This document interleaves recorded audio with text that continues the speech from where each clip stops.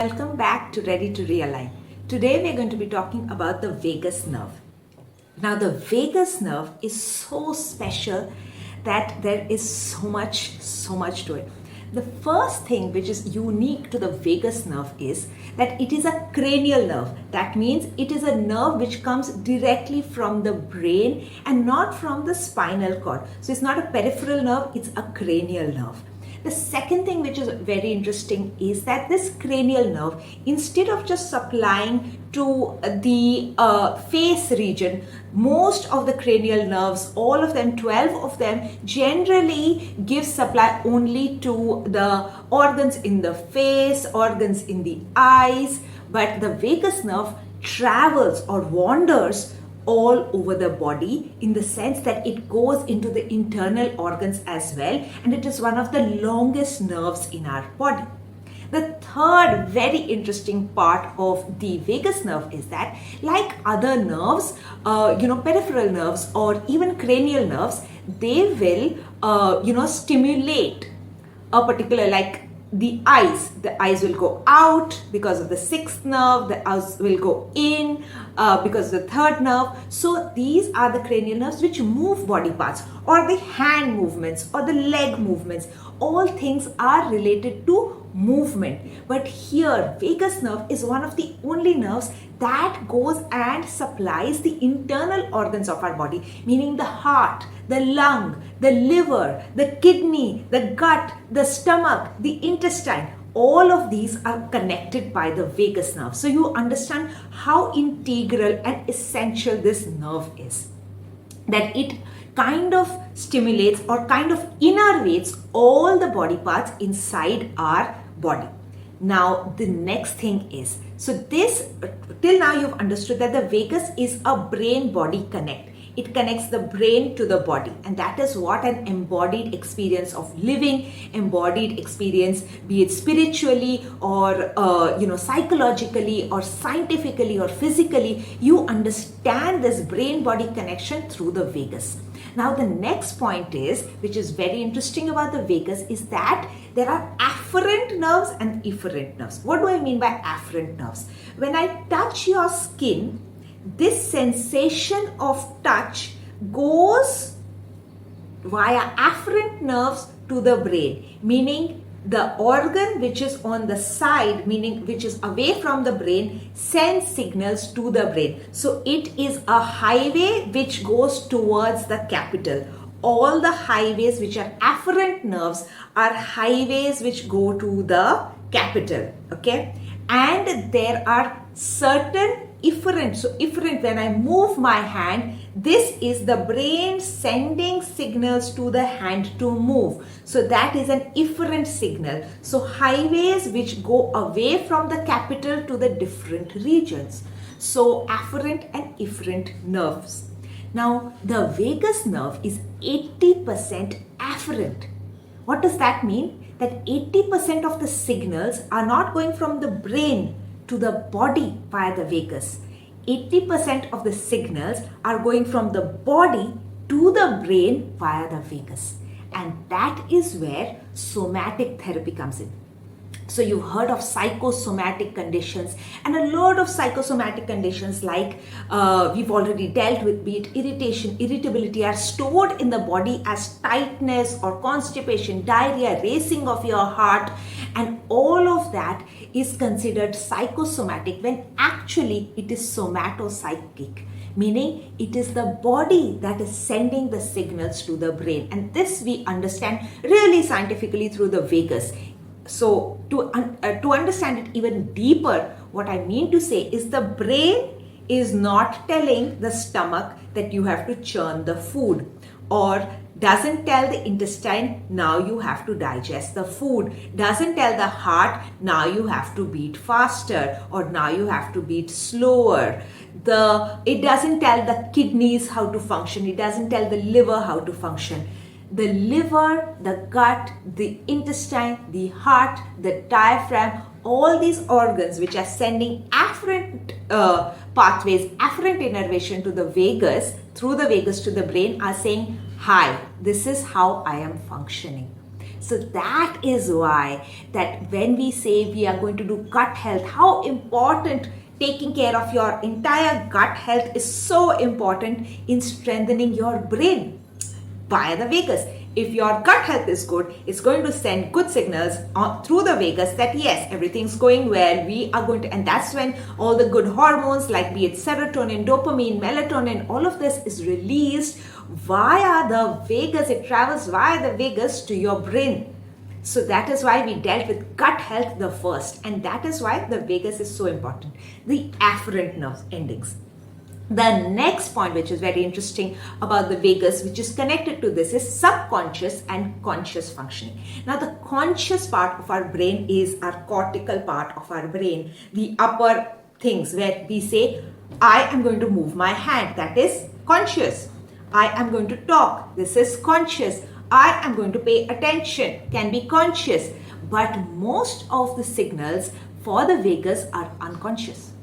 The gut sends the signals up via the vagus into subcortical regions.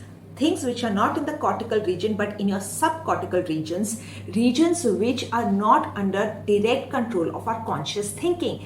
And therefore, when we feel angry, when we feel sad, when we feel happy, when we feel motivated, many of these functions are first related to how the body is functioning, how our soma is, how our somatics are working, and many of it is subconscious.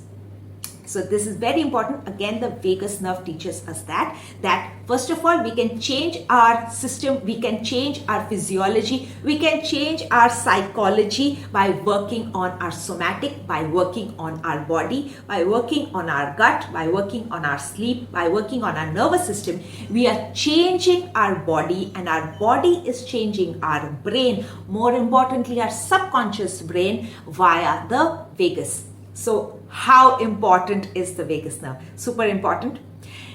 Now, today's exercise is going to be vagus nerve conditioning or vagus nerve stimulation. Now, as I already said that 80% of it is afferent, it's happening all inside. 80% is subconscious, it's happening all inside. So we can't really access it. So how are we going to access this vagus nerve? How are we going to stimulate this vagus nerve if we cannot access it?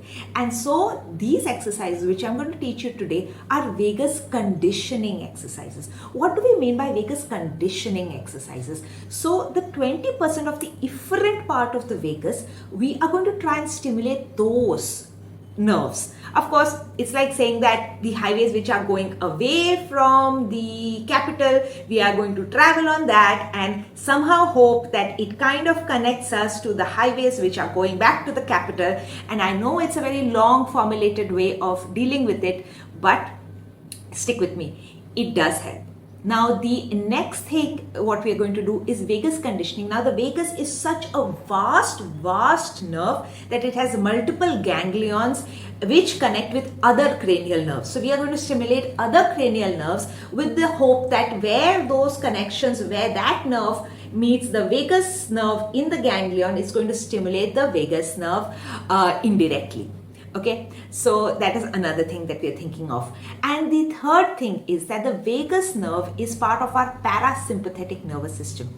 It forms a huge part of our rest and digest. And so all of the rest and all of the de-stressing exercises that we are going to do, be it breathing exercises, be it walking, be it qigong, be it body tapping, be it EFT tapping, all of these, be it meditation, be it affirmations, be it face massage, all of it that we are trying to do to reduce our stress is going to indirectly affect your, reduce your sympathetic innervation and increase your parasympathetic innervation and thus affect your vagus nerve. So all of that we are doing is indirectly trying to condition the vagus nerve, get the vagus nerve on board with our health, with our fitness. So with this not so brief introduction into the vagus nerve, let us go into what we're going to do today. So we have about 8 different exercises that I'm going to teach you here for vagus nerve conditioning, and I'm also going to tell you the other exercises which we are going to be doing in the nervous system checklist and how that relates to the vagus nerve. The first exercises are what is called the Stanley Rosenberg basic exercises of vagus nerve conditioning. basic exercise, part 1 exercise and part 2 exercise. Each exercise we are going to do both sides of the body and 30 seconds each. So let us begin. The first exercise is basically join your fingers like this, hold it behind your neck, stabilize your neck and look to one side. So we're going to do right side, look towards the right side for 30 seconds and then look towards the left side for 30 seconds. And this is going to stimulate the vagus nerve via the sixth nerve. The sixth cranial nerve is the abducens nerve, which helps to look on the sides, and sixth nerve and the seventh nerve form a ganglion. And so we are going to try and stimulate that by doing this exercise. How do you know that you have kind of stimulated the vagus nerve? Is if you sigh, or if you yawn, or if you take a deep breath, or you feel more relaxed, or you start to see that the anxiety that you're holding kind of goes down. I use these exercises many times before I go into surgery or before I am entering a kind of high anxiety state, like meeting people is kind of anxious for me, getting into confrontation with people, so these or taking interviews for people. So these are the different places where you can use this, or you can do it every single day for vagus nerve conditioning. So let us begin. I'm going to start the timer for 30 seconds.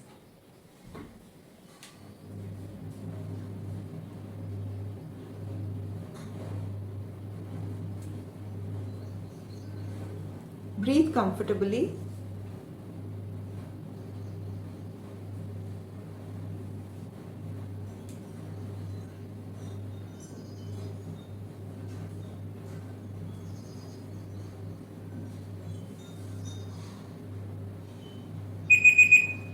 That's 30 seconds. Another 30 seconds on the other side.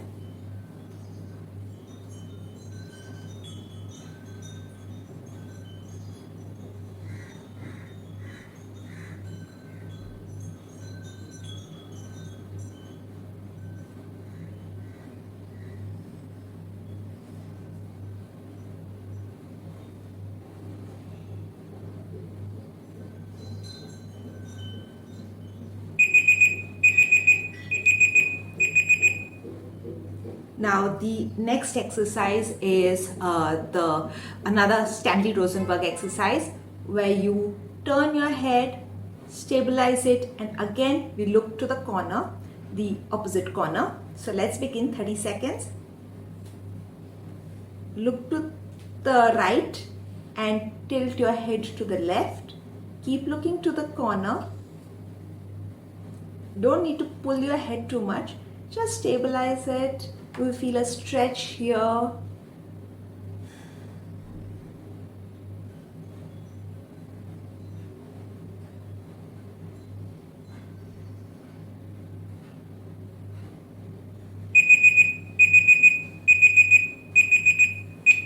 Excellent. Now we go into the other side. 30 seconds.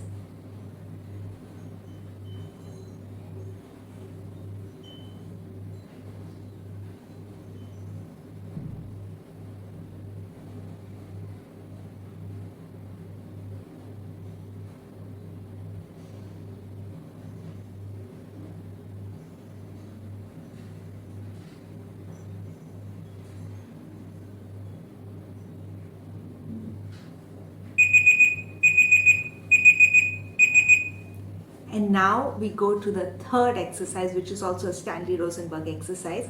So we were in this condition. The last step was like this. Now you pull your body to the right side with one of your hands. So you were here. Now we just try to increase the tilt by pushing our body, by turning the trunk more. And we're going to do this again for 30 seconds. Again, the eyes, the neck, and now the trunk of the body is also involved. And as you can see that the exercise gets more and more involved, and more body parts are involved in doing this vagus nerve conditioning.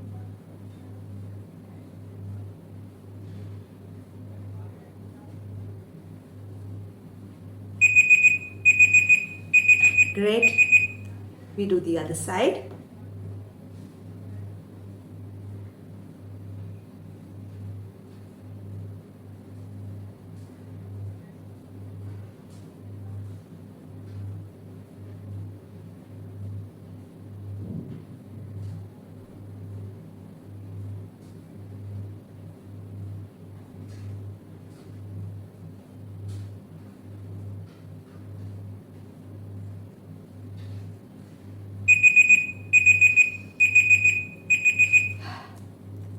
How does that feel?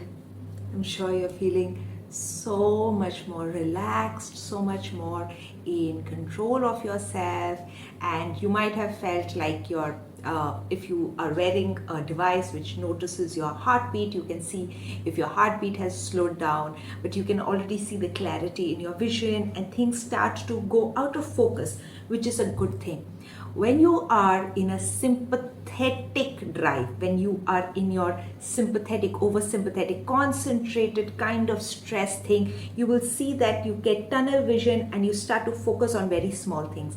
And as you go into your parasympathetic nervous system, you will start to see that things start to expand, things start to, you can see more a peripheral vision, and things start to, you'll be able to see that like everything goes a little unfocused, but you can see much more. You can see the world at large. So that is something really, you can see the bigger picture, so to say, once you're in your parasympathetic nervous system. So this is very good to do before you are going into some kind of meditation or some kind of calming, some kind of conference as well, where you can see the bigger picture.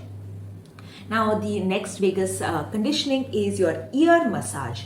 So for the ear massage, you will see the ear massage video also in the night rituals that we have, the night ritual video. And here we are just going to turn the ear like this all over, as well as stimulate the inside of your insides of your ear, both the hollow above and the hollow below. So that is what I'm going to do on both sides simultaneously, and again for a period of 30 seconds. This is just a demonstration for you.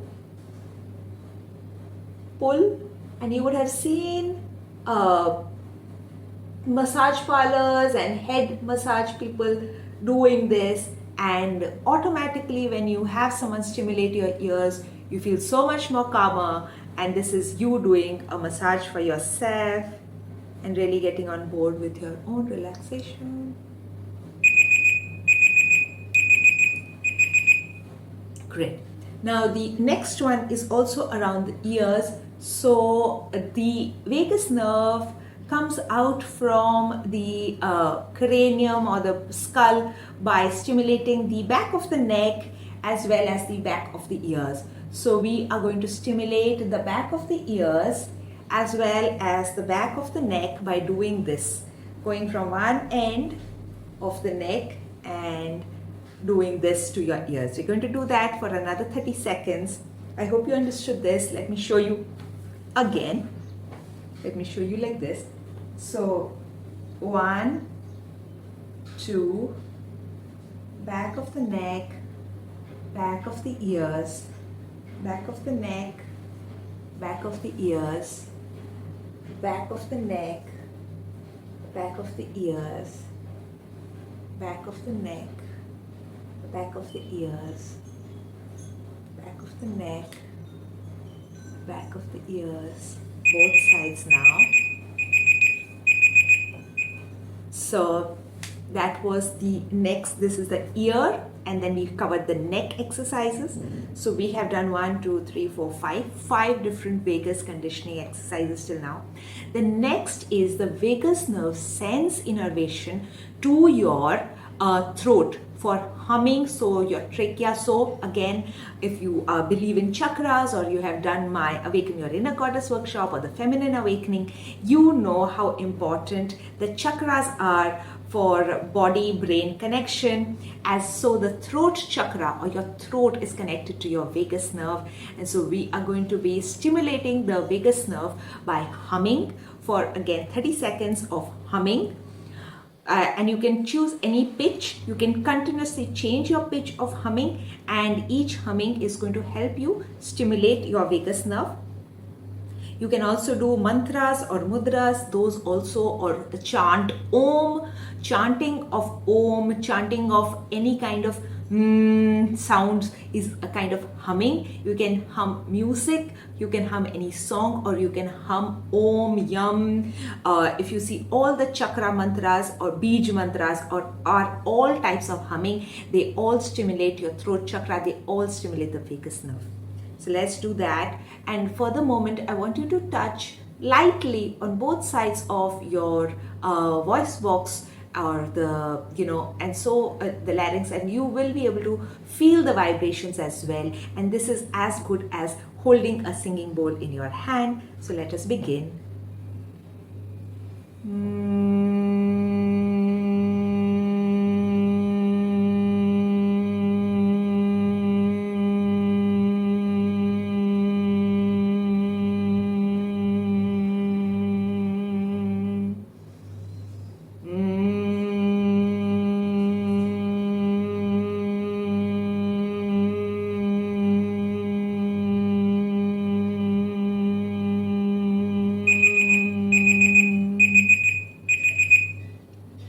So since this is a demonstration, I'm doing it only for 30 seconds, but you can do it for 7 minutes, you can do it for 15 minutes, you can do it as long as you feel necessary to calm yourself down.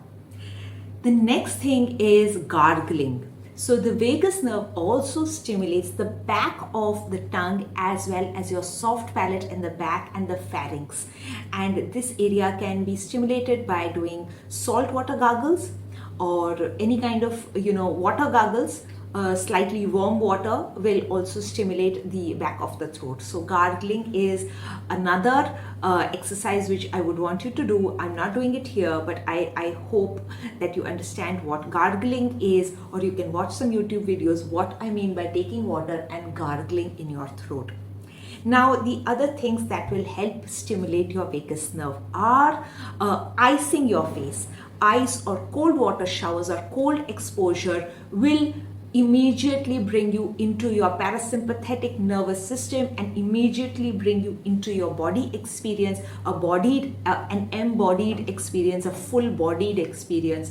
All your organs inside your body are going to understand that you have had cold exposure and immediately go into a parasympathetic nervous system, and that is a type of vagus nerve conditioning, which you can do every day by taking cold showers or icing your face. The next thing is deep breathing exercises. We have the Wim Hof breathing or the pranic breathing or the entire 3-step breathing video, which you can watch, part of the nervous system regulation. The next thing is Qigong exercises. Qigong helps connect the body-brain axis as well as the movements which have been traditionally linked to the internal organs of your body. Even body tapping, when you're tapping the thymus, when you're tapping the heart, when you're tapping over the liver, or when you're tapping over the spleen, yes, it may not seem very easily scientific that how is it that we are sending signals to the efferent body parts and expecting it to go inside our body, that is the visceral part, the body organs, and then sending the system inside our body. But it does happen.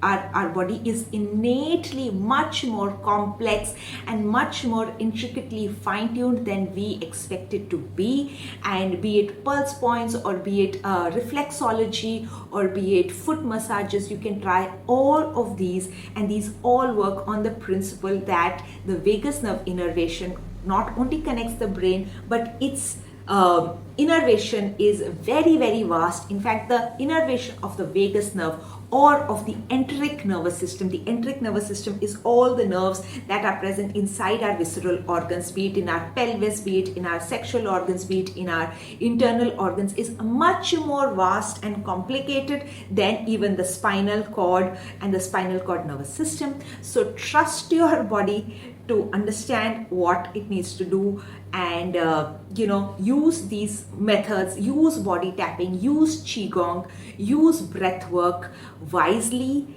mindfully, knowing that they are connecting your body to your brain via the vagus nerve. And I will see you into the next video. Thank you.